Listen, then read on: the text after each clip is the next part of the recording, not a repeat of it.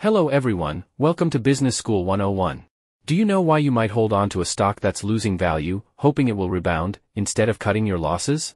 Or have you ever chosen a meal at a restaurant because it's listed first on the menu, even though you might not usually prefer it?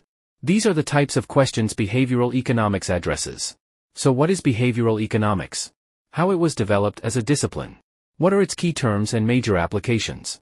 In this video, I will discuss these questions with you. Section 1. Definition. Behavioral economics is the study of psychology as it relates to the economic decision-making processes of individuals and institutions. Behavioral economics is often related with normative economics. It draws on psychology and economics to explore why people sometimes make irrational decisions, and why and how behavior diverges from the predictions of economic models. Section 2. A brief history. Here's a brief history of the development of behavioral economics. Stage 1. Early beginnings. The origins of behavioral economics can be traced back to the classical political economists, such as Adam Smith, who showed interest in the psychological motives behind human behavior. However, the field did not coalesce into a distinct area of study until the 20th century. Stage 2. Subjectivist revolt and marginal revolution. In the 19th century, the development of modern psychology allowed for a more empirical approach to understanding human behavior. This led to the marginal revolution in economics, where economists like Stanley Jevons and Carl Menger began to incorporate subjective utility into economic theory. Stage 3. Herbert A. Simon's contributions. In the mid-20th century, Herbert Simon introduced the concept of bounded rationality, challenging the assumption of perfect rationality in economic agents.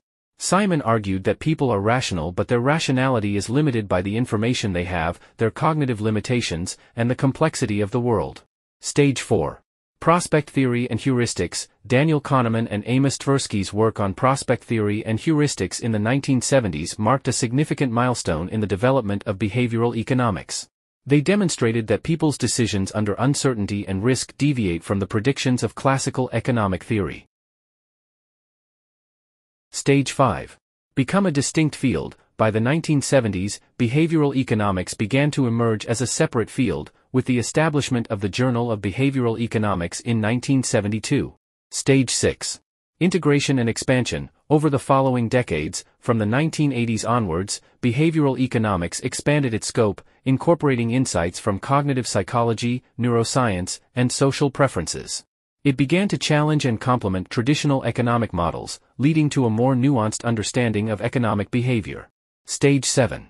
Recognition and application. The field gained significant recognition with the awarding of the Nobel Prize in Economics to Daniel Kahneman in 2002, for his work in judgment and decision-making, and to Richard Thaler in 2017, for his contributions to behavioral economics. Stage 8. Policy implications. Behavioral economics has had a profound impact on policymaking, leading to the creation of nudge units in governments to apply insights from the field to improve public policy. This application became more prominent in the early 21st century. Stage 9.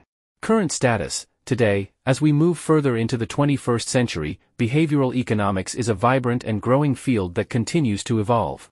It has been integrated into various branches of economics and has influenced a wide range of disciplines, from finance to environmental policy. Section 3. Key terms. Here are some terms that are central to the field of behavioral economics. Number 1. Availability heuristic. The availability heuristic refers to the idea that people often rely on easily recalled information, rather than actual data, when evaluating the likelihood of a particular outcome. For example, people may think shark or bear attacks are a common cause of death if they've read about one such attack, but the incidents are actually very rare. Number 2. Bounded rationality. Bounded rationality refers to the fact that people have limited cognitive ability, information and time, and do not always make the correct choice from an economist's point of view, even if information is available that would point them toward a particular course of action. This might be because they cannot synthesize new information quickly, or they ignore it and instead choose to go with their gut. Number 3. Bounded self-interest. Bounded self-interest is the idea that people are often willing to choose a less optimal outcome for themselves if it means they can support others. Giving to charity is an example of bounded self-interest, as is volunteering. While these are common activities, they are not captured by traditional economic models, which predict that people act mostly to further their own goals and those of their immediate family and friends, rather than strangers. Number 4. Loss aversion. Loss aversion refers to people's tendency to prefer avoiding losses over acquiring equivalent gains. In other words, the pain of losing something is psychologically about twice as powerful as the pleasure of gaining something of equal value. For example, losing a $100 bill might be more painful than finding a $100 bill would be positive. Number 5. Mental accounting. Mental accounting is the idea that people think about money differently depending on the circumstances. For example, if the price of gas goes down, they may begin to buy premium gas, leading them to ultimately spend the same amount, rather than taking advantage of the savings offered by the lower price. Section 4. Applications. The behavioral economics can be applied in a wide range of different fields. Number 1. Healthcare. Behavioral economics helps design healthcare programs that encourage people to make healthier choices, such as through personalized reminders, making it easier for individuals to adhere to treatment plans. Number 2. Finance. In finance, it's used to create retirement plans that automatically enroll employees, making it easier for them to start saving, and potentially leading to higher rates of participation and better financial security in the long run. Number 3. Marketing. Businesses use behavioral economics to set prices and offers that seem more appealing, such as limited-time discounts, which can drive immediate sales and increase customer engagement. Number 4. Public policy. Governments use insights from behavioral economics to encourage behaviors that benefit society, like recycling or safe driving, by making these actions not only socially responsible but also convenient and rewarding. Number 5. Education. Schools might use behavioral economics to motivate students to study more effectively, offering rewards for good grades, which can boost academic performance and foster a positive learning environment. Number 6. Environment. To promote eco-friendly behaviors, behavioral economics might be used to show people how much energy they are saving, making them more likely to continue these habits and contribute to environmental sustainability. Number 7. Insurance. Insurance companies use behavioral economics to help people understand complex policies and make choices that suit them best, potentially leading to higher customer satisfaction and more appropriate coverage. Number 8. Employment.